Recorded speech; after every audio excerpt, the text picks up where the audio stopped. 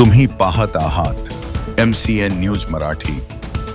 जळगाव जामोद तालुक्यातील सावरगाव येथे 26 एप्रिल रोजी योगेश लक्ष्मण वायझोडे यांच्या शेतातील नवीन खोदकाम सुरू असलेल्या विहिरीत नाग जातीचा विषारी साप आढळून आला होता।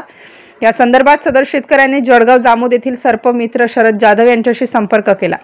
शरद जाधव यांनी थेट शेतात येऊन विहिरीत पडलेल्या नागाला जीवनदान देऊन जंगलात सुखरूप सोडून दिले।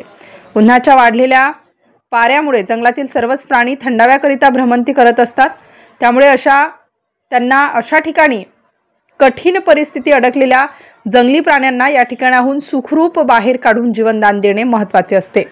सर्पमित्र शरद जाधव जळगाव जामोद तालुक्यात आता शेतकऱ्यांचे सुद्धा मित्र झाले आहेत, म्हणून नेहमीच शेतकरी साप आढळून आला की तत्परतेने सर्पमित्र शरद जाधव यांना बोलावून घेतात। MCN न्यूज मराठी करिता जळगाववरून दिलीप इंगळे।